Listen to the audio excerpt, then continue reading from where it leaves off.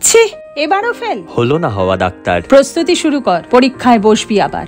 বছরের পর বছর অনিশ্চয়তার প্রভাব, কিছুটা দুর্ভাগ্য, কিছুটা সিস্টেমের স্বভাব। কথা শোনাচ্ছে প্রত্যেকে হই হুল্লোড় থেকে সরে আসা। কমন প্রশ্ন, ও এখন কি করছে? সেটাই যে ধোঁয়াশা। তাও একটা জিনিস জেদ হয়ে থেকে যায়, ডাক্তার হতেই হবে, কারণ প্রত্যেকেই একটা স্টেটাস চায়। এত কাঠখড় পুড়িয়ে ডাক্তার তুমি হলে, রুগী দেখার অধিকার তুমি ছিনিয়ে নিলে। আজও এমন হয় যেখানে অন্যের সেবা করতে মানুষ রাজি নিজের স্বাচ্ছন্দ্যটুকু ছাড়তে। আশা করি শুধুমাত্র সেবা করবে বলে এত লড়াই করে ফাইনালি ডাক্তার তুমি হলে। তাহলে সেবা করতে আটকাচ্ছে কোথায়? কেন রুগী আজ ডাক্তারের থেকে পালায়? যদি এই রুগী দেখতেই এত কষ্ট সহ্য করা, তাহলে আজকে কেন রুগী হচ্ছে সর্বহারা? যখন দায়িত্ব একটা নিলামি, কেন করছি না পালন? ডাক্তার হওয়ার পরে কেন বদলাচ্ছে চালচলন? তাহলে কি লড়াইটা জীবন ফেরানোর ছিলই না? ছিল একটা ক্যারিয়ার অপশন, আর রুগী দেখাটা